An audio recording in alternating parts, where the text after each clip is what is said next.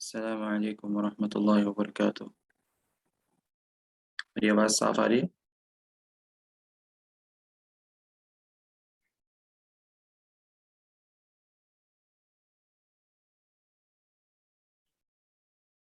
اچھا ٹھیک ہے انشاءاللہ۔ اعوذ باللہ من الشیطان الرجیم، بسم اللہ الرحمن الرحیم، الحمد للہ رب العالمین، والصلاة والسلام علی اشرف الانبیاء والمرسلین، سیدنا محمد وعلی آلہ وصحبہ اجمعین، اما بعد۔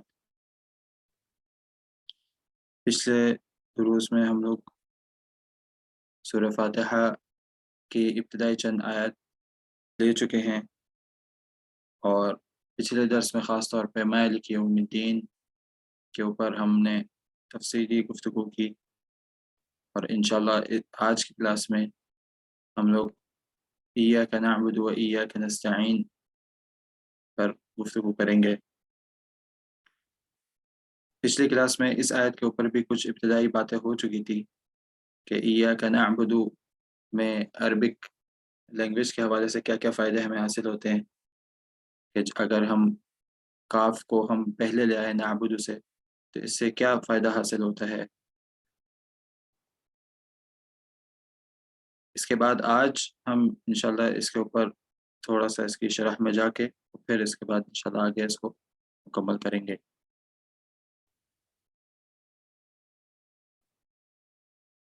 پچھلی آیات میں ہم نے ایک بات نوٹ کی ہوگی کہ جب انسان سورہ فاتحہ کی تلاوت کرتا ہے تو کہتا ہے تمام تعریفیں اللہ رب العالمین کے لیے ہیں، جو رب العالمین ہے، جو سارے عالم کو چلانے والا ہے۔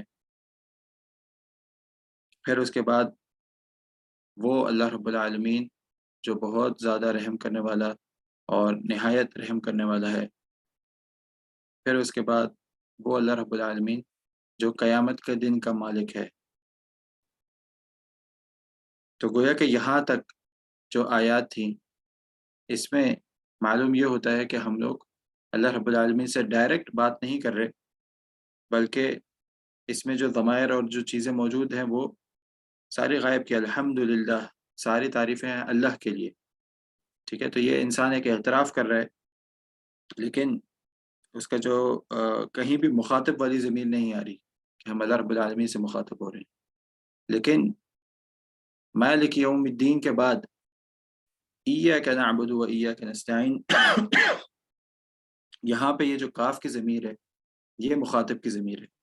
اب ہم ڈائریکٹ اللہ رب العالمین سے مخاطب ہو رہے ہیں کہ ہم اللہ رب العالمین ہم تیری ہی عبادت کرتے ہیں اور تجھ ہی سے مدد مانگتے ہیں۔ تو یہاں پہ آ کر انسان اللہ رب العالمین سے ہم کلام ہوتا ہے، مخاطب ہوتا ہے۔ اللہ رب العالمین نے ہی یہ ادب ہم لوگوں کو سکھایا ہے۔ اس سے کیا فائدہ حاصل ہوتا ہے؟ اس سے ایک یہ فائدہ حاصل ہوتا ہے کہ لازمی بات ہے انسان جو بہت سارا گناہ میں ملوث رہتا ہے، بہت بڑا خطا کار ہے، تو جب وہ اللہ رب العالمین سے ہم کلام ہو تو اللہ رب العالمین سے ہم کلام ہونے سے پہلے کچھ ایسے تعریفی کلمات اللہ رب العالمین کے لیے کہے کہ جس سے اللہ رب العالمین اس کے ان گناہوں کو ہٹا دے، اور پھر جو بندہ ہے وہ اپنے رب سے ہم کلام ہو۔ اور یہ ایک قسم کا وسیلہ ہی ہوتا ہے کہ جو اللہ رب العالمین نے ہمیں سورہ فاتحہ میں بھی سکھایا کہ یہاں پہ جو وسیلہ استعمال کیا گیا وہ کس چیز کا وسیلہ ہے؟ سب سے پہلے الحمدللہ رب العالمین، یہ اللہ رب العالمین کی تعریف ہے، تو ہم اللہ رب العالمین کی ہم حمد و ثنا کر رہے ہیں۔ کیوں؟ کیونکہ آگے ہمیں اللہ رب العالمین سے ہم کلام ہونا ہے، اس لیے ہم چاہتے ہیں کہ ہم اللہ رب العالمین کی تعریف کر کے اللہ رب العالمین کو خوش کریں، راضی کریں، اور پھر اس کے بعد ہم اپنی بات کریں، جو ہماری حاجت ہے اس کو رکھیں۔ اسی طریقے سے الرحمن الرحیم، مالک یوم الدین، یہاں تک یہ ساری چیزیں ہوتی ہیں، بلکہ اسی میں بھی ایاک نعبد و ایاک نستعین بھی شامل ہے کہ اے اللہ رب العالمین ہم تیری ہی عبادت کرتے ہیں اور تجھ ہی سے مدد مانگتے ہیں۔ تو جیسا کہ ہم پچھلے کلاس میں اس کو بھی ڈسکس کر چکے تھے کہ یہ اقرار بھی ہے، ہم اس کا اقرار بھی کر رہے ہیں، اور ساتھ ہی ساتھ ہم آگے یہ وعدہ بھی کر رہے ہیں کہ اللہ رب العالمین ہم تیری ہی عبادت کرتے رہیں گے اور تجھ ہی سے مدد مانگتے رہیں گے۔ پھر اس کا حاصل کیا ہے؟ اس کا حاصل پھر آگے ہے کہ اب ہمیں چاہیے کیا، وہ پھر اس کے بعد موجود ہے یہ آیت۔ تو گویا کہ یہاں بھی ہم لوگ اللہ رب العالمین کے سامنے واسطہ اور وسیلہ رکھ رہے ہیں، لیکن جیسا کہ مختصر انداز میں ہم نے پچھلی کلاس میں ڈسکس کیا تھا کہ واسطہ اور وسیلہ اللہ رب العالمین کے آگے رکھنا یہ قرآن میں آپ کو بہت جگہ پہ ملے گا اور احادیث میں بھی بہت جگہ پر ہے، بلکہ قرآن کریم میں چند آیتیں تو ایسی ہیں جو اس بات کا حکم دیتی ہیں کہ آپ اللہ رب العالمین سے جب ہم کلام ہو تو آپ واسطہ وسیلہ اختیار کرو۔ اور وہ کون سی آیتیں ہیں؟ وہ وہی آیتیں ہیں جس میں اللہ رب العالمین نے فرمایا کہ اللہ رب العالمین کے پیارے پیارے نام ہیں، تو گویا کہ تم ان سے واسطے اختیار کرا کرو، وَلِلَّهِ الْأَسْمَاءُ الْحُسْنَى فَادْعُوهُ بِهَا، تم دعائیں کرا کرو اس کے ذریعے۔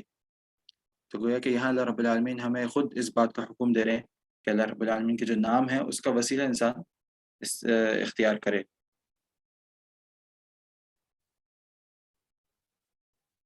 تو یہاں بھی اللہ رب العالمین نے ہمیں یہی ادب سکھایا ہے۔ ایک اور چیز جو اس آیت میں بہت زیادہ ہمیں اس بات کی توجہ دلاتی ہے جیسا کہ ہم نے پچھلی کلاس میں بھی تھوڑا سا اس کو ڈسکس کیا تھا کہ جو اس سے پچھلی آیتیں ہیں وہ باقی ادیان اور باقی فرقے بھی مانتے ہیں اس کو۔ الحمدللہ رب العالمین، ساری کی ساری تعریفیں اس اللہ رب العالمین کے لیے ہیں جو ساری کائنات کو چلانے والا ہے، تمام کائنات کا خالق، مالک اور مدبر ہے۔ تو اس سے کسی بھی دین والے کو فرق نہیں پڑتا اس بات سے، بلکہ وہ تو خود اس بات کا اعتراف کرتے ہیں، آج بھی کرتے ہیں۔ آپ کسی ہندو سے بھی پوچھ لیں، وہ بھی کہتا ہے کہ اوپر والے نے ہی سارا بنایا ہے اور اوپر والا ہی ہمارے کام کرتا ہے۔ اور اسی طریقے سے پچھلے زمانے میں یعنی کہ اللہ کے رسول صلی اللہ علیہ وسلم کے زمانے میں بھی یہی ساری چیزیں تھی۔ قرآن میں کئی آیات میں آیا ہے وَلَئِن سَأَلْتَهُم مَّنْ خَلَقَ السَّمَاوَاتِ وَالْأَرْضَ لَيَقُولُنَّ اللَّهُ، کہ اگر آپ ان سے پوچھیں یعنی کہ اے رسول صلی اللہ علیہ وسلم آپ ان مشرکین مکہ سے پوچھیں کہ یہ آسمان و زمین کو بنانے والا کون ہے، تو یہ فوراً آپ کو جواب دیں گے کہ اس آسمان و زمین کو بنانے والا اللہ رب العالمین کی ہی ذات ہے۔ تو گویا کہ وہ لوگ مانتے تھے کہ اس کائنات کو بنانے والا اللہ رب العالمین ہی ہے اور اس کائنات کو چلانے والا اللہ رب العالمین ہی ہے اور اس کائنات کے آگے تدبیر کرنے والا بھی اللہ رب العالمین ہی ہے۔ تو گویا کہ یہاں سے ہمیں ایک فائدہ پتہ چلتا ہے کہ توحید جو ہے اس کی اقسام ہیں۔ توحید کی کیا کیا قسمیں ہیں؟ سب سے پہلے جو توحید آتی ہے وہ آتی ہے توحید ربوبیت، یعنی کہ ربوبیت یہ بیسیکلی رب سے نکلا ہے، یعنی کہ اللہ رب العالمین کو رب ماننا۔ اور رب کا ہم مطلب بتا چکے ہیں، رب کے اندر 3 معنی آتے ہیں۔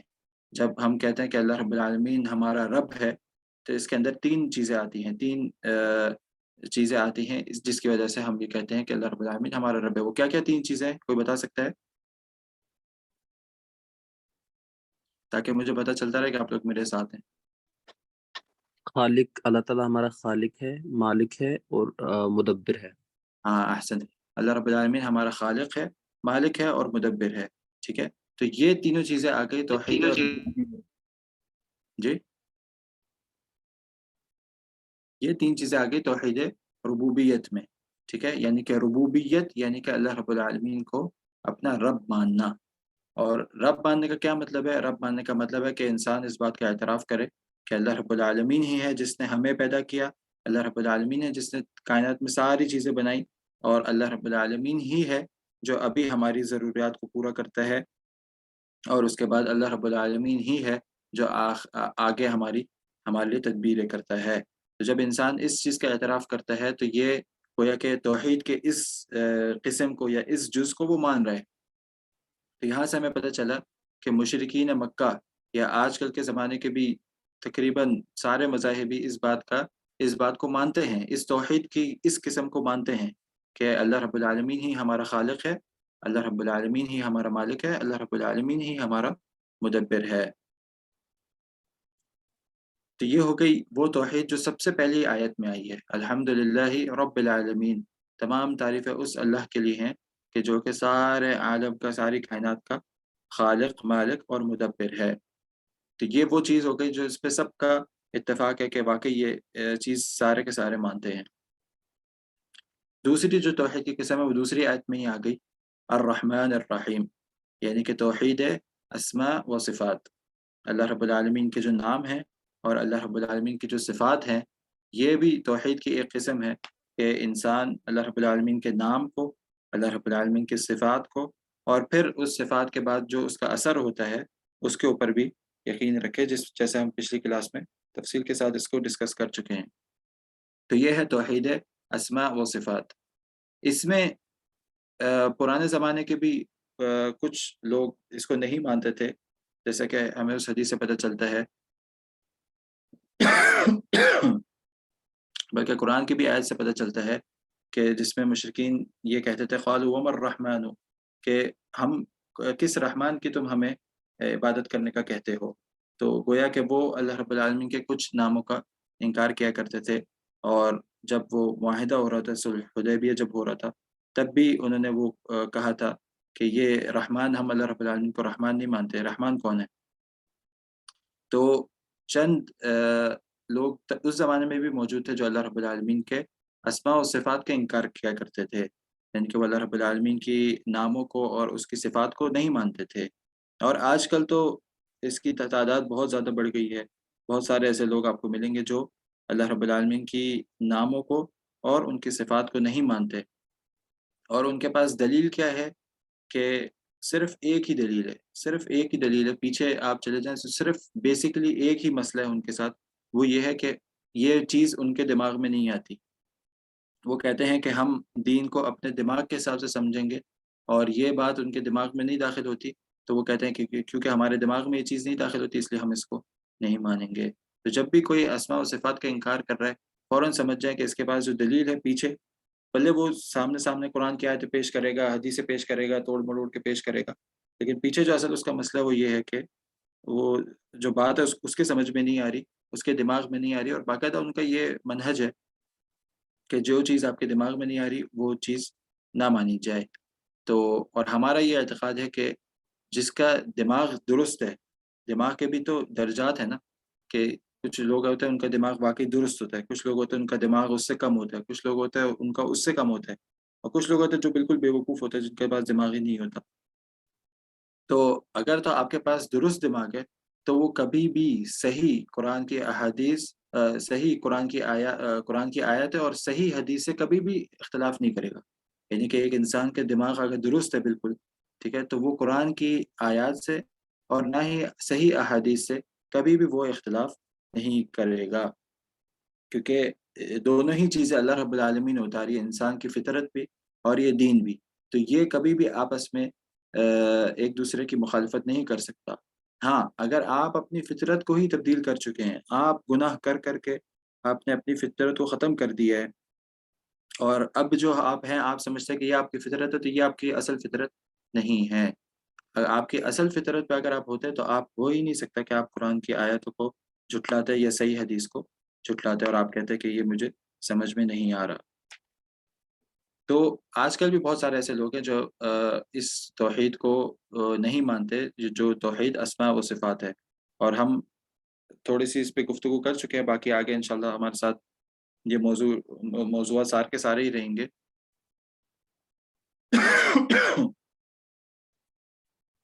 کہ توحید اسماء و صفات میں اور زیادہ تفصیل کے ساتھ انشاءاللہ ہم اس کو آگے ڈسکس کرتے رہیں گے، لیکن بیسک یہ، اس کا جو سب سے بیسک قاعدہ ہے وہ یہ ہے کہ اللہ رب العالمین نے جو چیزیں اپنے بارے میں بتائی ہیں، یہ ساری کی ساری غیبیات ہیں، کسی نے اللہ رب العالمین کو دیکھا تو نہیں ہے، تو اللہ رب العالمین نے اپنے بارے میں سب سے بہترین کون بتا سکتا ہے اللہ رب العالمین کے بارے میں؟ خود اللہ رب العالمین ہی بتا سکتے ہیں۔ تو اللہ رب العالمین نے اپنے بارے میں جو بھی اسماء بتائے ہیں وہ سارے کے سارے ہم اس کے اوپر ایمان لے کر آتے ہیں، ہم سارے کے سارے کے اوپر ایمان لے کر آتے ہیں، کیونکہ اللہ رب العالمین سے زیادہ بہتر اللہ رب العالمین کے بارے میں کوئی اور بتانے والا نہیں ہے۔ تو جب اللہ رب العالمین بتا رہا ہے کہ میں ہر چیز سنتا ہوں، تو ہمارا ایمان ہے کہ اللہ رب العالمین واقعی ہر چیز کو سنتا ہے۔ اچھا، اب کیسے سنتا ہے؟ اللہ رب العالمین نے اس کا بھی قاعدہ بتایا کہ اللہ رب العالمین میں کسی قسم کا نقص، کسی قسم کا عیب نہیں ہے، اور انسان بھی سنتا ہے، لیکن اس انسانوں میں بہت سارے عیب ہیں، بہت سارے نقص ہیں۔ انسان ایک حد تک سن سکتا ہے، انسان کچھ زبانیں سن سکتا ہے اور اس کو سمجھ سکتا ہے، انسان ایک مسافت تک سن سکتا ہے اور اس کو سمجھ سکتا ہے، لیکن اللہ رب العالمین کی جو اسماء اور صفات ہے یہ پورے کے پورے کمال کے ساتھ، اس میں نہ کوئی نقص، نہ کوئی عیب اور نہ اس کی کوئی مثال موجود ہے۔ تو بالکل واضح، بالکل سمجھ میں آنے والا یہ قاعدہ ہے کہ جو چیز اللہ رب العالمین نے اپنے بارے میں بتا دی، ہم اس کے اوپر ایز اٹ از اس کے اوپر ایمان لے کر آتے ہیں۔ اور کیسے ایمان لے کر آتے ہیں؟ بغیر کسی نقص کے، بغیر کسی عیب کے۔ اللہ رب العالمین کی جتنی اسماء اور صفات ہیں وہ پورے کے پورے کمال کے ساتھ ہیں۔ تو یہ ایک سمپل قاعدہ ہے کہ جو اللہ رب العالمین نے اپنے بارے میں بتا دیا، اللہ کے رسول صلی اللہ علیہ وسلم نے اللہ رب العالمین کے بارے میں بتا دیا، جو کہ وہ، کیونکہ وہ بھی، اللہ کے رسول صلی اللہ علیہ وسلم بھی کوئی بھی بات اپنی طرف سے نہیں کہتے تھے، بلکہ وہ وہی کہتے تھے جو ان کے اوپر نازل ہوئی۔ وما ينطق عن الهوى ان هو الا وحی یوحى، کہ اللہ کے رسول صلی اللہ علیہ وسلم بھی اب کوئی بھی بات اپنی طرف سے نہیں کرتے، بلکہ وہ وہی کہتے ہیں جو ان کی طرف وہی کی جاتی ہے۔ تو اللہ کے رسول صلی اللہ علیہ وسلم صحیح احادیث کے ساتھ ہم تک کوئی بات پہنچی ہے اللہ رب العالمین کے بارے میں، اللہ کی صفات کے بارے میں، تو ہم ان کو اس کے اوپر اس کو سنتے ہیں اور اس کے اوپر پورے طریقے سے ایمان لے کے آتے ہیں۔ اور کیسے ایمان لے کر آتے ہیں؟ اس میں نہ کوئی ہم تأویل کرتے ہیں کسی قسم کی، نہ ہم یہ سمجھتے ہیں کہ اس میں کسی قسم کا نقص ہے، کسی قسم کا عیب ہے، اور نہ ہی اس کی کوئی مثال موجود ہے۔ تو یہ سارے قاعدے بالکل واضح ہیں اسماء و صفات کے بارے میں۔ تو یہ ہو گئی توحید اسماء و صفات، کہ اللہ رب العالمین کے نام پر اور ان کی صفات پر، اور پھر اس کے بعد ان کے اثرات پر پورے طریقے سے ایمان رکھنا۔ کیونکہ لوگ یا تو اسماء کا انکار کرتے ہیں، یا پھر ان کی صفات کا انکار کرتے ہیں اللہ رب العالمین کی، یا پھر اس کے اثر کا انکار کرتے ہیں۔ تو یہ آگے جا کے انشاءاللہ تفصیل کے ساتھ ہم لوگ اور بھی دیکھیں گے۔ تیسری قسم کی جو توحید ہوتی ہے، جس میں لوگوں کو سب سے زیادہ مسئلہ آیا ہے، اور جس کی وجہ سے ہی مشرکین کو اصل میں مشرکین کہا گیا ہے، اور جس کی وجہ سے ہی اللہ کے رسول صلی اللہ علیہ وسلم نے ان کے ساتھ جہاد کیا، جس کی وجہ سے ہی مشرکین کو بھی اسلام ہضم نہیں ہوا، اور جس کی وجہ سے ہی بھی آج بھی بہت سارے مسلمان اسی غلطی کا شکار ہیں۔ وہ کیا ہے؟ وہ تیسری توحید ہے، جو کہ سب سے زیادہ ضروری ہے، اور یہی وہ اصل میں توحید ہے کہ جس کی وجہ سے اللہ رب العالمین نے انبیاء کو بھیجا، رسولوں کو بھیجا، اور پھر وہ انہوں نے جو دعوت دی وہ بھی اسی توحید کے بارے میں تھی۔ وہ کون سی توحید ہے؟ توحید الوہیت، یعنی کہ توحید الوہیت، یعنی کہ الوہیت الہ سے نکلا ہے، الہ، اور الہ کا معنی بھی ہم لوگ بتا چکے ہیں۔ الہ کا معنی ہے معبود، یعنی کہ جس کی عبادت کی جائے۔ تو توحید الوہیت یعنی توحید، یعنی کہ اللہ تعالیٰ کو واحد ماننا، اکیلا ماننا، الوہیت میں یعنی کہ عبادت میں یہ ماننا کہ اللہ رب العالمین اکیلی خالصتاً وہ ذات ہے جس کے لیے عبادت جائز ہے۔ یہ ہے توحید الوہیت کا مطلب۔ توحید یعنی کہ واحد ماننا، ایک اکیلا ماننا، الوہیت الہیت میں یعنی کہ معبودیت میں، عبادت میں اللہ رب العالمین کو اکیلا ماننا، یعنی کہ ساری کی ساری عبادت جو ہے وہ آپ کی خالصتاً اللہ کے لیے ہو۔ تو یہ بیسیکلی ہے توحید الوہیت۔ یہاں پہ تمام لوگوں کو مسئلہ آتا ہے، یہاں پہ یہ اصل وہ وجہ ہے جو فرق کرتی ہے ایک مومن، ایک مسلمان کو ایک کافر سے اور ایک منکر سے۔ تو یہ ہے اصل میں وہ توحید۔ کیا مسئلہ ہوتا ہے ان کو؟ کیوں یہ لوگ اس توحید کو نہیں مانتے؟ جبکہ اوپر دو جو توحید گزری اس میں ان کو اتنا زیادہ مسئلہ نہیں ہوتا۔ کیا ایسی وجہ ہے کہ اسی میں ان کو مسئلہ ہوتا ہے؟ در حقیقت یہ ہمیں سورہ نوح میں آگے جا کے ہم لوگ پڑھیں گے انشاءاللہ، کہ جو شرک کے آغاز ہوا وہ یہیں سے ہوا کہ بہت سارے ایسے لوگ اس زمانے میں بھی تھے اور آج بھی ہمارے سامنے ہوتے ہیں کہ جو اللہ رب العالمین کی طرف لوگوں کو بلاتے ہیں، اور وہ بڑے اچھے نیک لوگ ہوتے ہیں، لوگوں کو اوپر ان کا بڑا اثر ہوتا ہے، اور لوگ ان کو اپنا بڑا مانتے ہیں، اپنا استاد مانتے ہیں، اپنا امام مانتے ہیں، اور ان کی عزت کرتے ہیں، ان کا احترام کرتے ہیں۔ تو اس زمانے میں بھی یہ لوگ تھے، اور لوگ جو عوام الناس تھی وہ ان کا اسی طریقے سے عزت اور احترام کیا کرتی تھی۔ لیکن کیا ہوا پھر جب ان کا انتقال ہو گیا؟ اور شیطان کو پھر یہ ایک موقع ملا کہ وہ اس میں یہاں پہ لوگوں کے ساتھ کھیل جائے. تو وہ شیطان نے کیا کیا، وہ لوگوں کے پاس آیا اور ان کو کہا کہ یہ جو لوگ تھے یہ بڑے ہی نیک تھے، اور تم ان کے پاس آ کے اللہ کو یاد کیا کرتے تھے، تو کیوں نہ تم ان کی ایک تصویر بنا کے اپنے پاس رکھ لو، اپنے عبادت خانے میں اس کو رکھ لو، تاکہ کہ جب بھی تم آؤ ان کی تصویروں کو دیکھو اور تمہیں ان کی باتیں یاد آئے اور تم پھر اللہ کی اچھے طریقے سے عبادت کر سکو. تو لوگوں نے بولا واقعی اس میں تو کوئی مسئلے والی بات نہیں ہے. انہوں نے کیا کیا، ایک ان کی تصویر بنا کے، جو بت تھے بتوں کا جیسے آغاز ہوا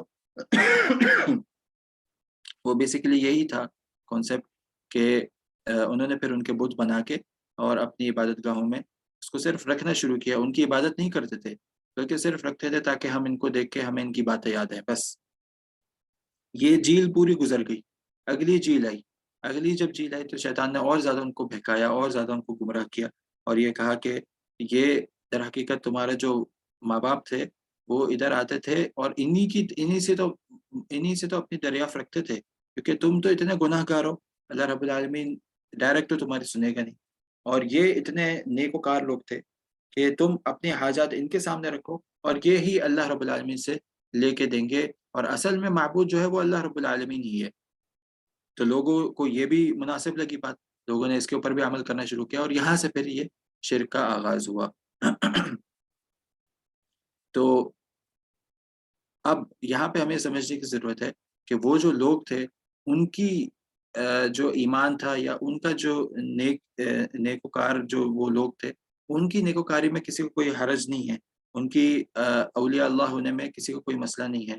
لیکن اصل مسئلہ کیا ہے کہ ان کے بعد والے جو آنے والے لوگ ہیں انہوں نے ان کی ہستیوں کو اٹھا کر اور ان کے اندر غلو کرنا شروع کر دیا، یعنی کہ ان کی عزت کو اور بڑھانا شروع کر دیا، جو ان کا مرتبہ تھا اس سے زیادہ بڑھانا شروع کر دیا، اور پھر ایسا ایسا ان کی عبادت کرنا بھی شروع کر دی، ان کے لیے نظر و نیاز بھی دینا شروع کر دی.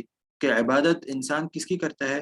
عبادت انسان اسی کی کرتا ہے جس کو وہ سمجھتا ہے کہ یہ میرے غیبیات کا بھی اختیار رکھتا ہے، اور پھر اس غیبیات کے جب وہ اختیار رکھتا ہے تو اس سے اچھے فائدے حاصل کرنے کے لیے وہ پھر اس کو خوش کرتا ہے، اور یہ جو خوش کرنا ہے یہ بیسیکلی عبادت ہے. تو انسان کو جب یہ لگتا ہے کہ یہ جو ولی ہے یہ غیبی طاقتوں سے میری مدد کر سکتا ہے، تو پھر انسان اس کو خوش کرنے جاتا ہے، اور جب اس کو خوش کرنے جاتا ہے تو یہی وہ عبادت بن جاتی ہے. تو یہ پھر وہی یہ جو عبادت ہے بیسیکلی یہ ہے ہمارے لیے، ہمیں جو قرآن و حدیث سے پتہ چلتا ہے، تو یہ ہماری خاص ہونی چاہیے اللہ رب العالمین کے ساتھ، کیونکہ وہ اکیلی ہی وہ ذات ہے کہ جو غیبیات میں ہماری مدد کر سکتی ہے، اور ہمیں اسی لیے اس اللہ رب العالمین کو ہی راضی کرنا چاہیے اور اسی کی عبادت کرنی چاہیے. پھر ہمیں ایسے ہی کام کرنے چاہیے کہ ہم اس کو خوش کر سکیں اور اللہ رب العالمین غیبی طاقتوں سے ہماری مدد کرے.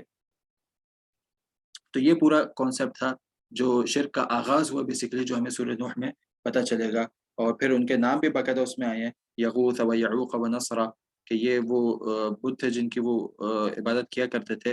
لیکن یہی ہے کہ ان کی اپنی اولیاء اللہ ہونے میں کسی کو کوئی مسئلہ نہیں ہے، لیکن اصل مسئلہ کیا ہے کہ ان کے بعد والے آنے والے جو لوگ ہیں انہوں نے ان کو اپنے مرتبے سے بڑھا دیا.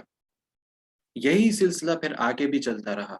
پھر اس کے بعد نوح علیہ السلام آئے، اور نوح علیہ السلام نے آ کے ان کو دعوت دی اور ان کو سیدھے راستے کی طرف لانے کی کوشش کی. پھر اس کے بعد انبیاء علیہ السلام آتے گئے اور یہ سلسلہ چلتا گیا. اور اس کی سب سے واضح مثال جو ہے وہ حضرت عیسیٰ کے جو ماننے والے ہیں، عیسائی جن کو ہم لوگ کہتے ہیں، ان کے اندر ملتی ہے کہ انہوں نے کیا کیا. وہ اپنے نبی کو نہیں مانتے ہیں. وہ کیا اللہ رب العالمین کو خالق مالک مدبر نہیں مانتے ہیں. لیکن ان کا کیا قصور ہے؟ کیوں ان کی شریعت کو بھی تبدیل کر دیا گیا؟ کیونکہ ان کے اندر بھی یہی بیماری پائی گئی کہ انہوں نے اپنے نبی کی بڑھا کے، ان کی عزت کو بڑھا کے اتنا زیادہ کر دیا کہ ان کو اللہ کا بیٹا اور بنا دیا. اور یہ ہمیں پتہ چلتا ہے کہ اللہ رب العالمین نے پھر قرآن کریم میں اس کا نقشہ کھینچا کہ قیامت کے دن کیا ان کے ساتھ معاملہ ہوگا، کہ حضرت عیسیٰ کو اور ان کی والدہ کو بلایا جائے گا. اللہ رب العالمین ان کو بلائے گا اور ان سے پوچھے گا کہ کیا اے عیسیٰ تم نے لوگوں سے کہا تھا کہ مجھے چھوڑ کے، یعنی کہ اللہ رب العالمین کو چھوڑ کے، اور میری اور میری والدہ کی عبادت کرنا، کیا تم نے یہ لوگوں سے کہا تھا؟ یعنی کہ اللہ رب العالمین، ہمیں پتہ ہے کہ اللہ رب العالمین تو عالم الغیب ہے، آگے پیچھے ساری باتیں اللہ رب العالمین جانتا ہے، اور اللہ رب العالمین جانتا ہے کہ حضرت عیسیٰ نے ایسی کوئی بات نہیں کی، لیکن اصل میں یہ پوچھنے کا جو مقصد ہوگا وہ یہی ہوگا کہ ان کی جو قوم ہے، جو ان کے پیروکار تھے، ان کو یہ سبق دینا کہ دیکھو تمہارے نبی نے یہ بات نہیں کی، اور یہ پوری کی پوری گفتگو اللہ رب العالمین نے قرآن کریم میں اسی طریقے سے اتاری ہے۔ تو اللہ رب العالمین فرمائے گا کہ کیا اے عیسیٰ تم نے کہا تھا ان لوگوں سے کہ مجھے چھوڑ کے اور میری والدہ کی عبادت کرنا؟ تو حضرت عیسیٰ کہہ رہے کہ قال سبحانک، کہ اے اللہ رب العالمین تو پاک ہے، میں نے ایسی کوئی بات نہیں کی جس کا میرے پاس حق نہیں تھا۔ ان كنت قلته فقد علمته، اگر میں نے یہ بات کہی ہوتی تو تیرے علم میں ہوتی۔ تعلم ما فی نفسی ولا اعلم ما فی نفسک، بے شک تو جانتا ہے کہ میرے اندر کیا چھپی ہوئی بات ہے وہ بھی تو جانتا ہے، اور میں نہیں جانتا کہ آپ کے کیا ارادے ہیں آگے اور آپ کے کیا معاملات ہیں، لیکن تو جو جانتا ہے میرے اندر کی چھپی ہوئی باتوں کو بھی جانتا ہے، تو تجھے یہ پتہ ہے کہ میں نے ایسی کوئی بات نہیں کی۔ اور یہ کہ ساری کی ساری جو گفتگو ہے آگے، یہ اللہ رب العالمین نے قرآن کریم میں بھی نازل کر دی، تاکہ یہ کہ آگے لوگوں کے لیے حجت بن جائے کہ آپ اپنے نبی کی جو مرتبہ ہے، جو رتبہ ہے، ان کو بھی اس سے نہیں بڑھا سکتے۔ اور بڑھانے کا انجام کیا ہوتا ہے؟ جو بڑھاتا ہے وہ کیا ہوتا ہے؟ انجام یہ ہوتا ہے کہ وہ آگے جا کے ان کی عبادت کرنا شروع کر دیتا ہے، اور اس کو اس بات کا خبر بھی نہیں ہوتی۔ اسی لیے اللہ کے رسول صلی اللہ علیہ وسلم نے اپنے آخری ایام میں یہود و نصارہ کے اوپر لعنتیں کی کہ اللہ تعالیٰ کی لعنتیں برسے یہودوں کے اوپر، اللہ تعالیٰ کی لعنتیں برسے نصارہ کے اوپر۔ کیوں؟ کیونکہ انہوں نے اپنے جو انبیاء تھے، اپنے جو ولی تھے، ان کو ان کے مرتبے سے بڑھا دیا۔ اور پھر اللہ کے رسول صلی اللہ علیہ وسلم نے ہمیں بھی خبردار کیا کہ انما انا عبد فقولوا عبد اللہ ورسولہ، کہ بے شک میں اللہ کا بندہ ہوں، اللہ کا غلام ہوں، تو تم بھی مجھے یہی کہا کرو کہ میں عبداللہ ہوں، یعنی کہ اللہ کا بندہ ہوں، اللہ کا غلام ہوں اور اس کا رسول ہوں، بس اس سے زیادہ نہ بڑھانا مجھے۔ اور بڑا افسوس کے ساتھ کہنا پڑتا ہے کہ آج کل مسلمانوں نے پھر وہی ان کے اندر بیماری پائی جاتی ہے، اور وہی شیطان کا پرانا وار جو وہ اتنے سالوں سے چلتا آ رہا ہے وہ مسلمانوں کے اوپر بھی آ چکا۔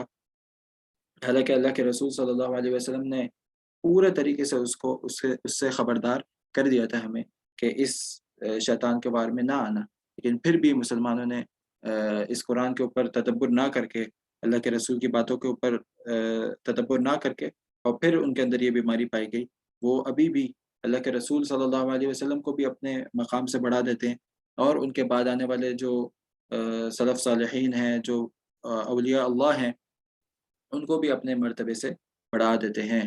تو اللہ رب العالمین نے بھی حجت تمام کر دی یہ بتا کے کہ اس کا کوئی فائدہ نہیں ہے، اگر تمہیں عبادت کرنی ہے تو عبادت صرف اور صرف اللہ ہی کی ہو سکتی ہے، اور اللہ ہی ہے جو تمہاری اس پکار کو سنتا ہے، اور اللہ ہی ہے جو تمہاری اس پکار کو پورا کرے گا، اور اس کے علاوہ کوئی فرشتہ، کوئی ولی، کوئی اور، کوئی نبی، کوئی رسول، کوئی فائدہ تمہیں نہیں دے سکتا۔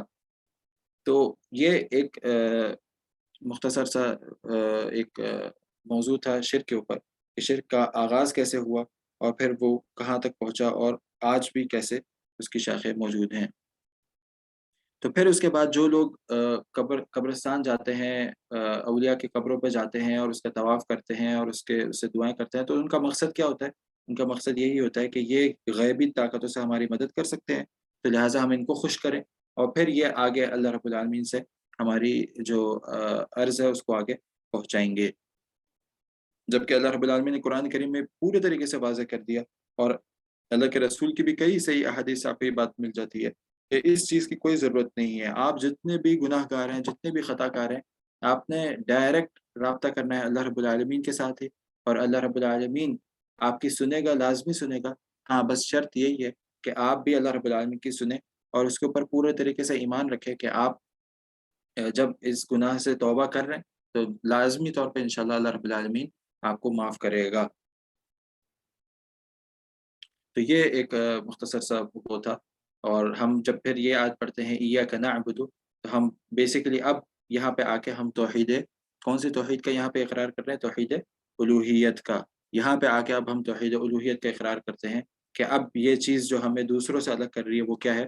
توحید الوہیت، ایاک نعبد، کہ ہم صرف اور صرف تیری ہی عبادت کرتے ہیں، و ایاک نستعین، اور صرف تجھ ہی سے مدد مانگتے ہیں۔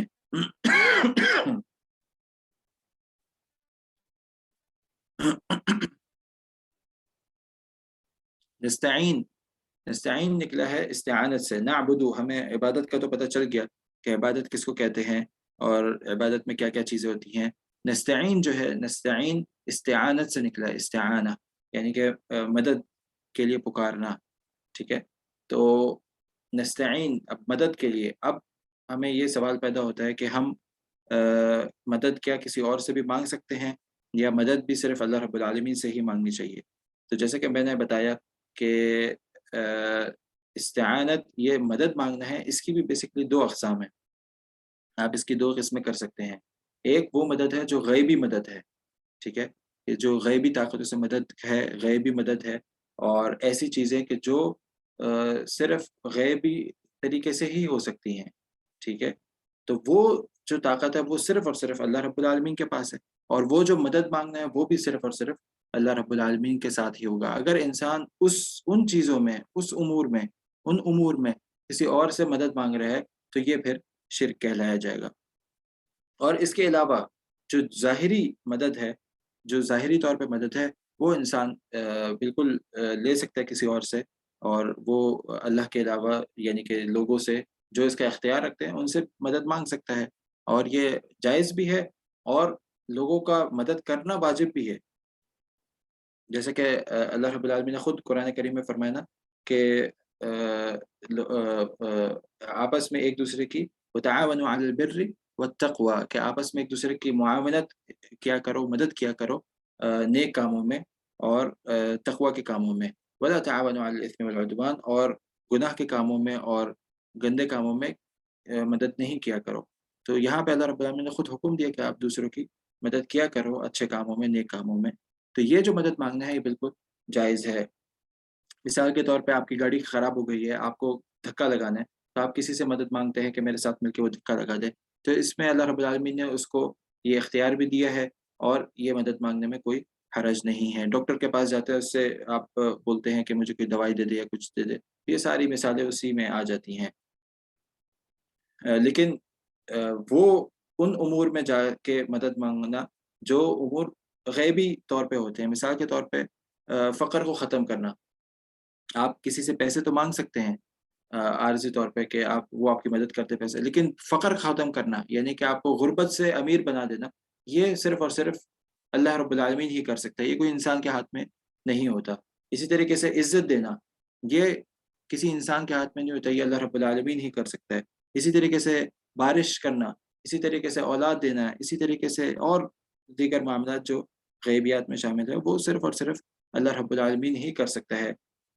आपको फ़तह देना, नुसरत देना, तो ये अल्लाह रब्बुल आलमीन कर सकता है। आप ज़ाहिरी तौर पे लोगों की मदद ले सकते हैं, फ़ौज बना सकते हैं, ये ज़ाहिरी काम कर सकते हैं। लेकिन ये कि फ़तह देना, नुसरत देना, वो अल्लाह रब्बुल आलमीन के ही हाथ में है। कितने ही ऐसे फ़ौजें हैं जो जिनकी तादाद बहुत ज़्यादा होती है, लेकिन फिर भी वो शिकस्त हो जाती है उनको, वो कामयाब नहीं हो पाते। क्योंकि शिकस्त देना और कामयाबी देना ये अल्लाह रब्बुल आलमीन के हाथ में है और फ़ौज इकट्ठी करना और उसके ऊपर उसकी तैयारी करना ये इंसान के हाथ में ज़ाहिरी है, तो इसमें आप मदद कर सकते हैं। तो ये बिल्कुल वाज़िह चीज़ है, इसमें कोई परेशानी वाली बात नहीं है कि ये मौज़ूअ समझ में नहीं आता, बिल्कुल वाज़िह दीन हमारा खुला वाज़िह है और इसमें इंशाअल्लाह कोई हर्ज वाली बात नहीं है।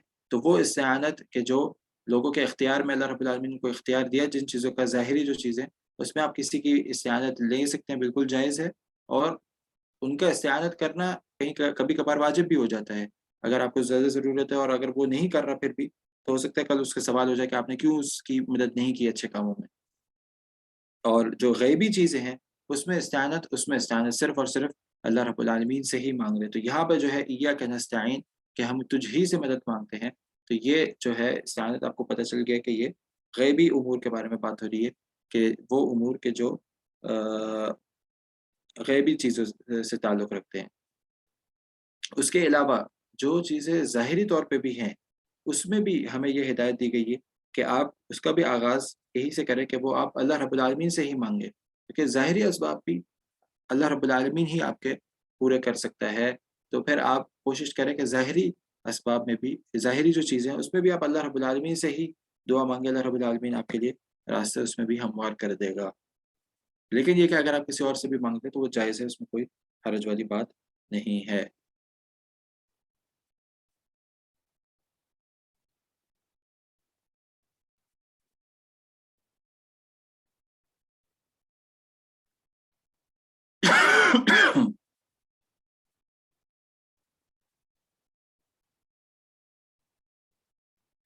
اچھا اس کے بعد اگلی آیت پہ چلتے ہیں کہ یہاں پہ ہماری آیت مکمل ہوئی ایاک نعبد و ایاک نستعین کہ اللہ رب العالمین ہم تیری ہی عبادت کرتے ہیں اور تجھ ہی سے مدد مانگتے ہیں. اچھا مدد جو ہے بیسیکلی یہ بھی عبادت کا ہی حصہ ہے، اور وہ مدد کہ جو غیبی طور پہ ہے وہ عبادت کا ہی حصہ ہے کہ انسان اس میں بھی مدد مانگتا ہے. تو مدد کے لیے جو پکارنا ہے غیبی طور پہ یہ بھی عبادت کا ہی حصہ ہے، جیسے کہ اللہ کے رسول صلی اللہ علیہ وسلم نے فرمایا کہ الدعاء هو العبادہ، کہ دعا ہی تو عبادت ہے، دعا ہی تو اصل عبادت ہے. کسی کو پکارنا، دعا کیا ہے؟ کسی کو پکارنا، اور وہ آپ کے نارمل حالات میں بھی ہو سکتی ہے اور تب بھی ہو سکتی ہے جب آپ کے اوپر کوئی پریشانی آئی ہو. تو جب پریشانی کے عالم میں انسان کسی کو پکارتا ہے غیبی طور پہ تو یہی تو اصل عبادت ہے جو کہ خاص طور پہ اللہ رب العالمین کے لیے ہونی چاہیے. اور یہ تو اتنی واضح چیز تھی کہ پرانے زمانے میں مشرکین جو تھے ان کے اندر تو یہ چیز نارملی پائی جاتی تھی کہ جب ان کے اوپر وہ شرک کب کرتے تھے، جب وہ زمین پہ آ جاتے تھے، زمین پہ ہوتے تھے، خوشحال ہوتے تھے، تب وہ شرک کرتے تھے اللہ رب العالمین کے ساتھ. لیکن جب وہ سمندر میں کہیں پھنس جایا کرتے تھے تو پھر وہ وہاں پہ اگر ان کو کوئی پریشانی آتی تھی تو ان کو پتا تھا کہ یہاں پہ جو ہے غیبی طاقت جو اصل میں مدد کرنے والی ہے وہ صرف اللہ رب العالمین کی ہی ذات ہے. تو وہاں پہ خالصتاً اللہ کو پکارا کرتے تھے. یہ مشرکین مکہ کے بارے میں اللہ رب العالمین نے خود قرآن کریم میں فرمایا فَإِذَا رَكِبُوا فِي الْفُلْكِ دَعَوُا اللَّهَ مُخْلِصِينَ لَهُ الدِّينَ، کہ جب بھی یہ کشتیوں پہ سوار ہوتے ہیں تو یہ خالصتاً وہاں اللہ کو پکارتے ہیں. فَلَمَّا نَجَّاهُمْ إِلَى الْبَرِّ، پھر جب اللہ رب العالمین ان کو نجات دیتا ہے خشکی کی طرف، بر کی طرف، اِذَا هُمْ يُشْرِكُونَ، تو پھر وہ وہاں پہ شرک شروع کر دیتے تھے. اور اس کی کئی مثالیں ہمیں حدیث میں بھی ملتی ہیں کہ جب بھی مشرکین مکہ یا مشرکین جو دوسرے تھے وہ سمندر میں پھنس جایا کرتے تھے تو وہاں پہ کوئی لات منات عزا کسی کو نہیں پکارتے تھے، بلکہ وہاں پہ خالص اللہ کو ہی پکارتے تھے اور کہتے تھے ایک دوسرے سے کہ یہ یہاں پہ صرف آپ اللہ کو ہی پکارو کیونکہ یہاں پہ اللہ ہی ہماری مدد کر سکتا ہے.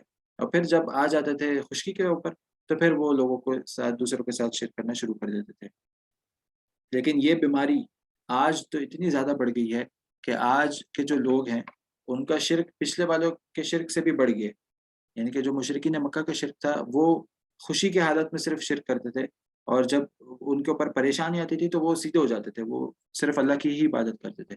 لیکن آج کل بہت سارے مسلمان ایسے بھی ہیں کہ جو خوشی کی حالت میں تو شرک کرتے ہی ہیں، لیکن جب ان کے اوپر کوئی پریشانی آتی ہے تو شرک میں اور زیادہ بڑھ جاتے ہیں.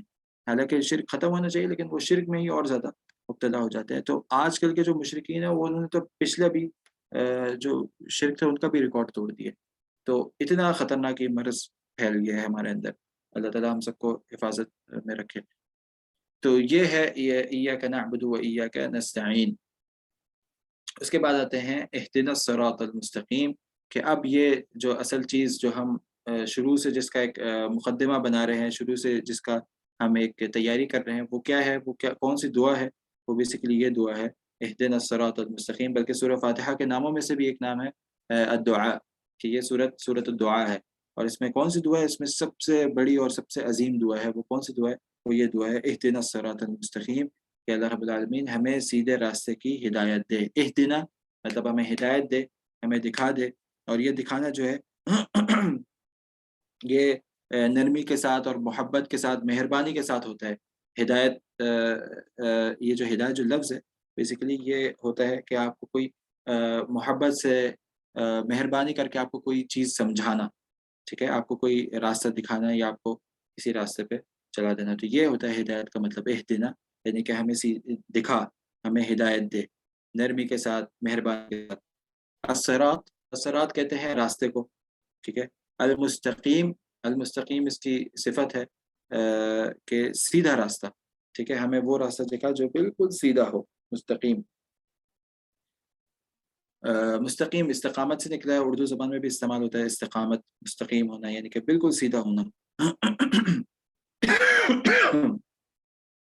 تو یہ انسان یہاں پہ دعا کر رہا ہے کہ اللہ رب العالمین ہمیں سیدھا راستہ کی ہدایت دے. اب ہدایت جو ہے وہ قرآن کریم میں آپ آگے چل کے ہم لوگ پڑھیں گے انشاءاللہ کئی جگہوں پہ کہ کہیں کہیں پہ یہ آتا ہے اللہ رب العالمین کہتا ہے اپنے رسول صلی اللہ علیہ وسلم سے کہ انک لا تہدی من احببت، کہ آپ ہرگز ہدایت نہیں دے سکتے جس کو آپ پسند کرتے ہیں یا جس کو آپ چاہتے ہیں. ولیکن اللہ یہدی من یشاء، لیکن اللہ تعالیٰ جس کو چاہتا ہے اس کو ہدایت دیتا ہے. یعنی کہ اللہ رب العالمین فرما رہے ہیں کہ اے نبی صلی اللہ علیہ وسلم آپ جس کو چاہتے ہیں آپ اس کو ہدایت نہیں دے سکتے، لیکن اللہ تعالیٰ جس کو چاہتا ہے اس کو ہدایت دے سکتا ہے. اور دوسری ایک جگہ پہ خود اللہ رب العالمین ہی فرماتے ہیں کہ انک لتہدی الی صراط مستقیم، کہ اے رسول صلی اللہ علیہ وسلم آپ سیدھے راستے کی طرف ہدایت پہ لانے والے ہیں، آپ لوگوں کو سیدھے راستے کی طرف ہدایت پہ لانے والے ہیں. تو ایک جگہ پہ اللہ رب العالمین کہہ رہے ہیں کہ اللہ کے رسول سیدھے راستے کی ہدایت دینے والے ہیں، اور دوسری جگہ پہ اللہ رب العالمین خود فرماتے ہیں کہ اے نبی صلی اللہ علیہ وسلم آپ اس کو ہدایت نہیں دے سکتے جس کو آپ پسند کرتے ہیں، بلکہ اللہ تعالیٰ جس کو پسند کرتا ہے اللہ تعالیٰ اس کو ہدایت دیتا ہے. تو یہاں سے یہ بات ہمیں پتہ چلی کہ ہدایت کی دو اقسام ہیں. ایک ہدایت جو کہلاتی ہے کہ ہدایت ارشاد.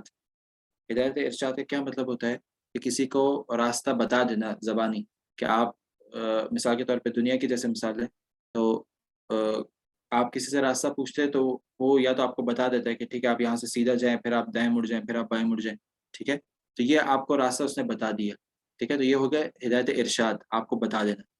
اور ایک ہے ہدایت توفیق، یعنی کہ آپ کو بولنا ہے کہ ٹھیک ہے آپ میرے ساتھ آئے، میں آپ کو وہاں پہ چھوڑ دیتا ہوں، یا میں آپ کو وہاں پہ اس راستے پہ لے جاتا ہوں، یا اس جگہ پہ اس منزل پہ لے جاتا ہوں. تو ایک ہے لے جانا اپنے ساتھ پکڑ کے، اور ایک ہے اس کو صرف بتا دینا. تو یہ دو ہدایت کی اقسام ہیں. ہدایت توفیق یعنی کہ اس کو توفیق دینا، اس کو اپنے ساتھ لے جانا، اس کو اس راستے پہ چلا دینا، خود پکڑ کے چلا دینا. اور ایک ہے ہدایت ارشاد، یعنی کہ اس کو صرف بتا دینا. اب اس کا معاملہ اس کے ساتھ ہے، وہ جانا چاہے تو جائے، نہیں جانا چاہے تو نہ جائے، ٹھیک ہے، لیکن آپ نے اس کو بتا دیے. تو یہ دو اقسام ہیں. تو یہاں پہ پھر ہمیں پتہ چلا کہ اللہ کے رسول صلی اللہ علیہ وسلم، جب اللہ رب العالمین فرماتا ہے اپنے رسول سے صلی اللہ علیہ وسلم سے کہ آپ لوگوں کو ہدایت کی طرف لانے والے ہیں، تو یہاں سے مراد کیا ہوتا ہے؟ ہدایت ارشاد، کہ آپ لوگوں کو ارشاد کرنے والے ہیں، بتانے والے ہیں کہ سیدھا راستہ کون سا ہے. کیونکہ ہمیں اللہ رب العالمین کی وحی ہم تک کیسے پہنچی؟ اللہ کے رسول کے ذریعے پہنچی، اور اللہ کے رسول کے احادیث کے ذریعے ہمیں سیدھے راستے کی رہنمائی ملی کہ سیدھا راستہ کون سا ہے. تو گویا کہ اللہ کے رسول صلی اللہ علیہ وسلم ہمیں بتانے والے ہیں، اور اس میں اللہ کے رسول صلی اللہ علیہ وسلم نے کوئی کمی نہیں چھوڑی. اللہ کے رسول نے پوری اپنی دیانتداری کے ساتھ ہر قسم کا جو صحیح راستے تھے وہ بتا دیے، اور ہر قسم کے جو برے راستے تھے اس سے آگاہ کر دیا. اللہ کے رسول صلی اللہ علیہ وسلم نے اپنا حق ادا کر دیا. تو یہ ہے ہدایت ارشاد. اور جو دوسری ہدایت جس کے بارے میں اللہ رب العالمین نے فرمایا کہ یہ وہ ہدایت ہے کہ جو آپ جس کو پسند کریں اس کو آپ یہ ہدایت نہیں دے سکتے، بلکہ اللہ تعالیٰ جس کو چاہتا ہے اس کو سیدھے راستے پہ چلا دیتا ہے. تو وہ ہے ہدایت توفیق، کہ اللہ تعالیٰ جس کو چاہتا ہے وہ توفیق دیتا ہے. اور اللہ کے رسول صلی اللہ علیہ وسلم کے پاس یہ اختیار نہیں ہے کہ کسی کو وہ چاہیں تو اس کو یہ توفیق دے دے کہ وہ سیدھے راستے پہ آ جائے. نہیں، اللہ کے رسول صرف ارشاد کرنے والے ہیں، بتانے والے سیدھے راستہ، لیکن اس راستے پہ چلا دینا وہ اللہ رب العالمین کے ہی اختیار میں ہے. تو یہ ہو گئی ہدایت کی دو اقسام، اہدنا الصراط المستقیم. اب یہاں ہم کون سے ہدایت مانگ رہے ہیں؟ ہدایت توفیق مانگ رہے ہیں یا ہدایت الارشاد مانگ رہے ہیں؟ یہاں پہ ہم اللہ رب العالمین سے دونوں ہی ہدایت مانگ رہے ہیں، کیونکہ دونوں ہی ہدایت اصل در حقیقت اللہ رب العالمین کی ہی طرف سے آتی ہیں. اللہ رب العالمین ہی اپنے پیغمبر کے اوپر وحی نازل کرتا ہے، تو یہ ہدایت ارشاد ہو گیا. اور پھر اس کے بعد اللہ رب العالمین ہی جس کو پسند کرتا ہے اس کو سیدھے راستے پہ چلا دیتا ہے. تو ایک تو ہے ہدایت آپ تک پہنچ جانا، اس کے اخبار آپ تک پہنچ جانا، تو یہ ہدایت ارشاد ہے، یہ بھی اللہ رب العالمین کی ہی طرف سے. اور پھر آپ کو اندر سے تبدیل کر کے، آپ کے دل کو تبدیل کر کے اور آپ کو سیدھے راستے پہ چلا دینا، یہ بھی اللہ رب العالمین کے ہی اختیار میں ہے. تو ہم یہاں پہ اللہ رب العالمین سے دونوں ہی چیزیں مانگ رہے ہیں کہ اللہ رب العالمین ہمیں یہ علم بھی دے، یہ سمجھ بھی دے، یہ ہمارے تک اخبار بھی پہنچ جائیں جو سیدھے راستے کی ہیں، اور ساتھ ہی ساتھ یہ کہ اللہ رب العالمین ہمیں اس پہ چلنے کی بھی توفیق دے. تو کچھ لوگوں کا یہاں پہ یہی سوال ہوتا ہے کہ ہم تو پہلے ہی سیدھے راستے پہ ہیں، تو پھر ہم سیدھا راستہ کیوں مانگ رہے ہیں؟ تو پھر اس کا جواب یہ کہ اب ہم استقامت کی دعا کر رہے ہیں، ہم اللہ رب العالمین سے اس پہ استقامت مانگ رہے ہیں کہ اللہ رب العالمین اب تو نے ہمیں اس پہ چلا دیے، تو اب ہمیں اس پہ ہی قائم رکھنا، ہمیں اس سے پھسلا نہ دینا. تو یہاں پہ انسان مانگ رہا ہے اللہ رب العالمین سے سیدھے راستے کی ہدایت، اہدنا الصراط المستقیم. اور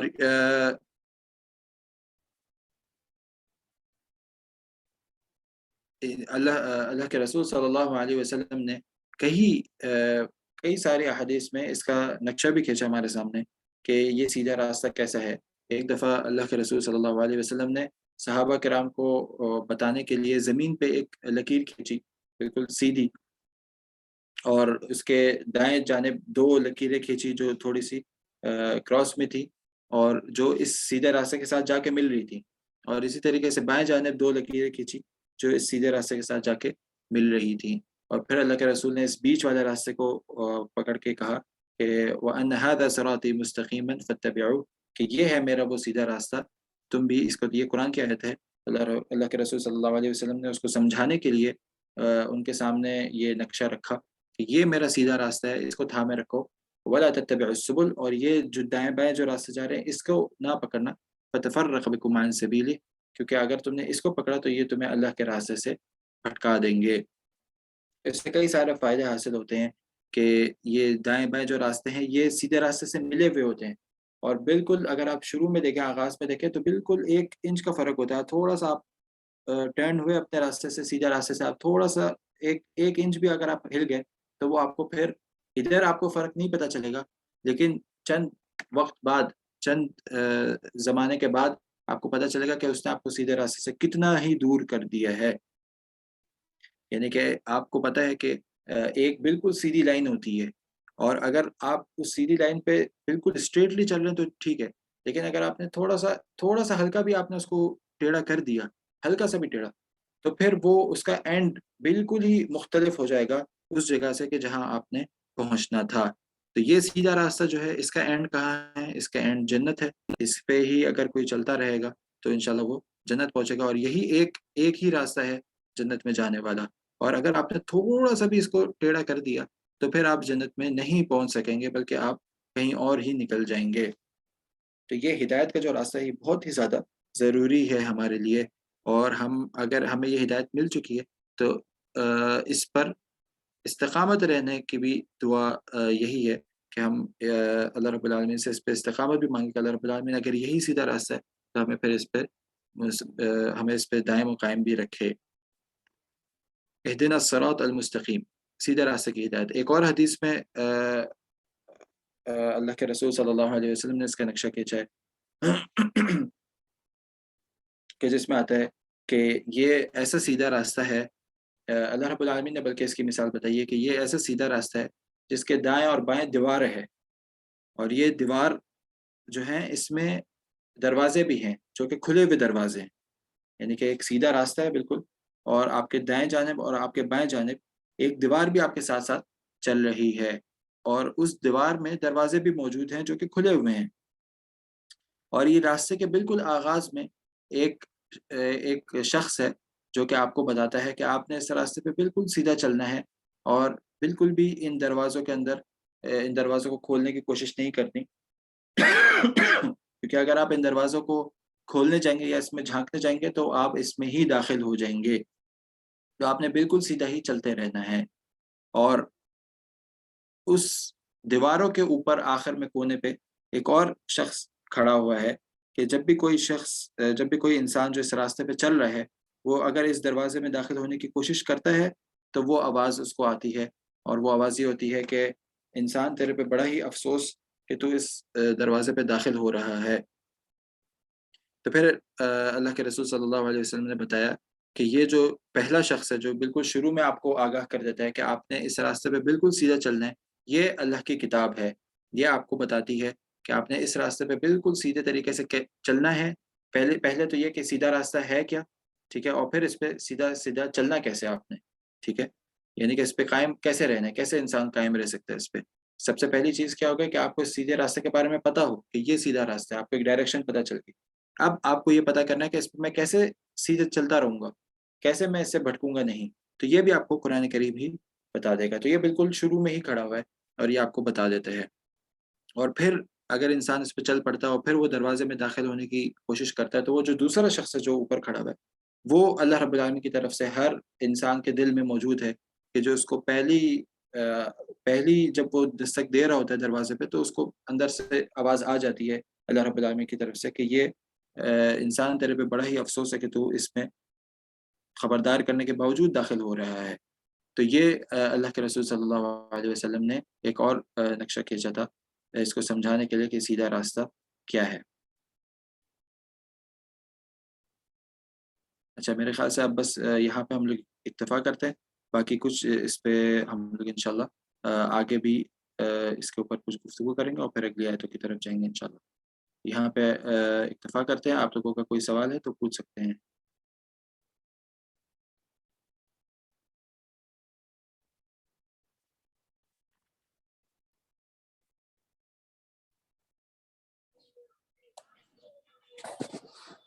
हाँ, ये एक सवाल पूछा है कि दाएं बाएं शहवात के दरवाजे हैं। जी बिल्कुल, शहवत के भी हैं और शुबहात के भी हैं। ठीक है, ये दो बहुत बड़े फितने हैं कि जो इंसान को अपनी तरफ खींचते हैं।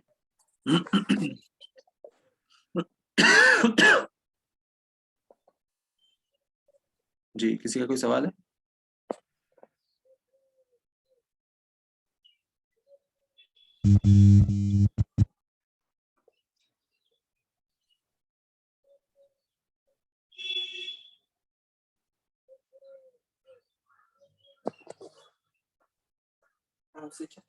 Ez olur. Ez şarkı işte.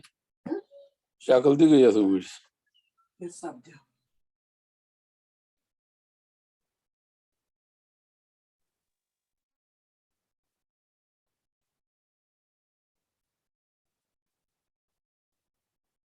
माबूद, एक सवाल है, माबूद और माबूद बरहक में कॉन्सेप्ट क्लियर करते हैं। माबूद बरहक यानी कि वो ज़ात, हम जब कहते हैं ला इलाहा इल्लल्लाह, तो हम ये कह रहे होते हैं कि कोई माबूद बरहक नहीं सिवाय अल्लाह के। ठीक है, यानी कि कोई सच्चा माबूद नहीं सिवाय अल्लाह के। तो अगर कोई इंसान ये कहता है कि कोई माबूद नहीं, तो माबूद तो हैं, बहुत सारे माबूद हैं। यानी कि माबूद का मतलब क्या है? जिनकी इबादत की जाए। और दुनिया में बहुत सारी ऐसी चीज़ें जिसकी इबादत की जाती है। तो अगर कोई शख्स ये कहेगा कि दुनिया में कोई माबूद नहीं है, तो उसका एक अलग मतलब होगा, यानी कि सारी दुनिया वाकई सिर्फ एक माबूद बरहक की इबादत करती है। ऐसा नहीं है, माबूद तो बहुत सारे हैं जो लोगों ने बना के रखे हुए हैं। ठीक है, तो माबूद तो दूसरे भी हैं, लेकिन सच्चा माबूद कौन सा है? हम बोलते हैं कि सच्चा माबूद इन सब में से वो सिर्फ अल्लाह रब्बुल आलमीन की ज़ात है। ठीक है, तो ये माबूद और माबूद बरहक है। माबूद का मतलब जब इंसान कहता है सिर्फ माबूद, तो इसका मतलब है जिसकी इबादत की जाती है। तो वो पत्थर भी हैं जिनकी इबादत की जाती है, बुत भी हैं जिनकी इबादत की जाती है, दरख्त भी है जिनकी इबादत की जाती है। ठीक है, अंबिया भी हैं जिनकी इबादत की जाती है, और फरिश्ते भी हैं जिनकी इबादत की जाती है, और ख़ुद इंसान का नफ्स भी है जिसकी इबादत की जाती है। अल्लाह रब्बुल आलमीन ने फरमाया ना, अफ़राअयत मन इत्तख़ज़ इलाहहु हवाह, क्या तुमने ऐसे शख्स को नहीं देखा कि जिसने इलाह बनाया, वही इलाह माबूद बना लिया, हवा, अपनी हवा को, अपने हवा नफ्स को अपना माबूद बना लिया। तो ऐसे भी बहुत सारे लोग हैं जिन्होंने अपने नफ्स को ही अपना माबूद बना लिया। उनको नहीं पता होता ये बात, लेकिन उन्होंने माबूद बना लिया। तो ये हो गया माबूद कि वाक़ई ही दुनिया में बहुत सारी ऐसी चीज़ें हैं जिनको लोगों ने माबूद बना लिया, लेकिन उसमें से सच्चा कौन-सा है, हक़ वाला कौन-सा है, वो सिर्फ़ अल्लाह रब्बुल आलमीन की ज़ात है।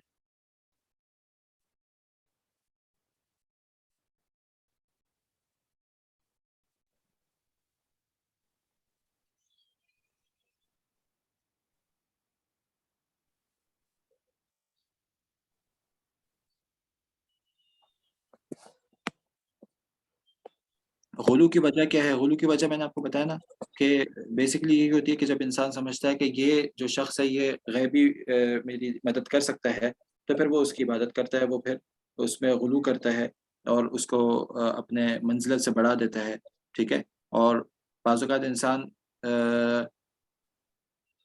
ना चाहते हुए भी ऐसी काम कर जाता है, यानी कि ये बाज़ दफ़ा तो माशरा ही उसको इस तरफ धकेल देता है कि वो इतनी ज़्यादा इज़्ज़त में बढ़ जाए, और बाज़ दफ़ा शोहरत भी मुराद होती है कि लोगों के सामने मैं मशहूर हो जाऊँ, कि मैं, अब देखें बाज़ औक़ात ऐसे नात ख़वां भी हैं जो अल्लाह के रसूल की शान में गुलू कर जाते हैं। उनका मुराद मकसद क्या होता है? यही होता है कि लोगों में मशहूरी हो जाए कि वाह भाई क्या ज़बरदस्त शेर कहा है। हालाँकि वो बहुत ज़्यादा ख़तरनाक शेर होता है। क्यों ख़तरनाक होता है? क्योंकि उसमें अल्लाह के रसूल के लिए गुलू होता है। अल्लाह के रसूल की मंज़िलत से किसी को इनकार नहीं है, लेकिन उसमें गुलू कर जाएँगे तो वो खुद अल्लाह के रसूल ने ही उससे मना किया था।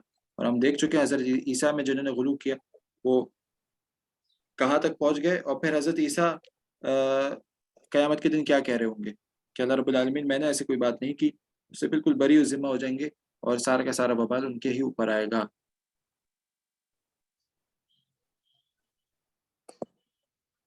हाँ, हाजिर हो, कादिर यानी कि उस चीज़ पे कुदरत रखता है, गाड़ी को धक्का लगाना है या ऐसी कोई चीज़ है जो ज़ाहिरी असबाब हैं, उसमें आप मदद मांग सकते हैं।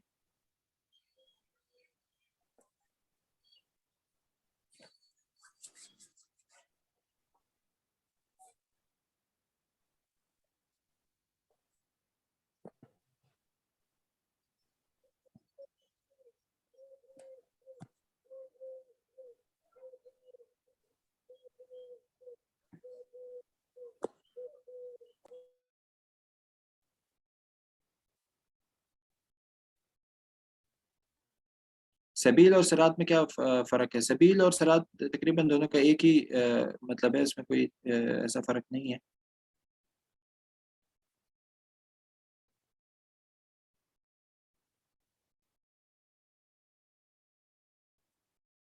कुरान करीम में आता है क़ुल हाज़िही सबीली अदअू इलल्लाहि अला बसीरतिन अना व मन इत्तबअनी, कि ये मेरा सबील है, ये मेरा रास्ता है। और सिरात भी रास्ते को ही कहते हैं, और तरीका दोनों से मुराद ये होता है, तरीका ये मेरा तरीका है, और वहाँ भी रास्ते से मुराद तरीका ही होता है।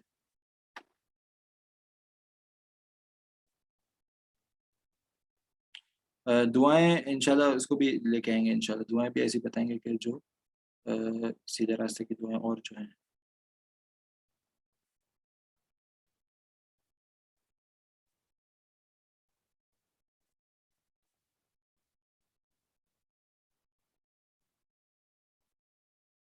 इसका हल जो सवाल पूछा गया कि इसका क्या हल है कि जो लोग खुशी के वक़्त अल्लाह रब्बुल आलमीन की खुशी के वक़्त शिर्क करते हैं, और जब उनके ऊपर कोई परेशानी है तो वो खालिस अल्लाह की इबादत करते हैं।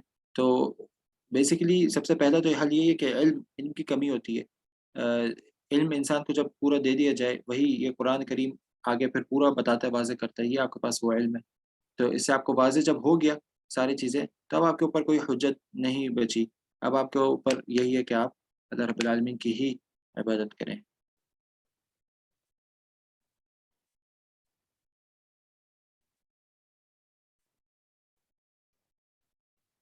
सबब क्या है इसके पीछे के हक जानने के बावजूद अ, उसको ना मानें। इंसान की अना होती है, इंसान का माशरा होता है, इंसान की इज़्ज़त होती है, माशरे का खौफ होता है, ये सारी असबाब इसमें शामिल हैं।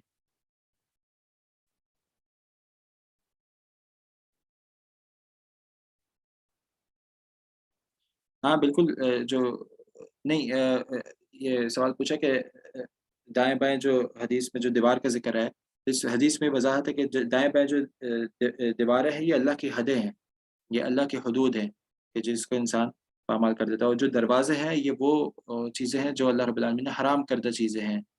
तो जब इनमें इंसान पड़ जाता है, तो फिर वो फित्नों में गिरता चला जाता है। रिकॉर्डिंग तो आप लोगों को मिल गई है, ग्रुप में उसका लिंक शेयर कर दी है। पहली पहली क्लास, दूसरी क्लास और तीसरी, और आज का भी इंशाल्लाह हो जाएगा।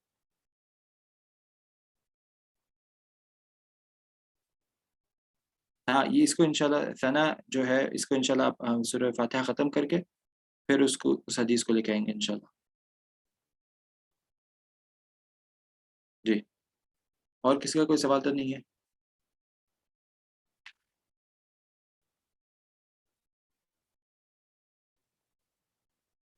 ठीक है, इंशाल्लाह फिर यहाँ पे इक्तफ़ा करते हैं, और बाकी इंशाल्लाह अगली क्लास में सुब्हान रब्बिका रब्बिल इज़्ज़ति अम्मा यसिफ़ून, व सलामुन अलल मुरसलीन वल्हम्दुलिल्लाहि रब्बिल आलमीन।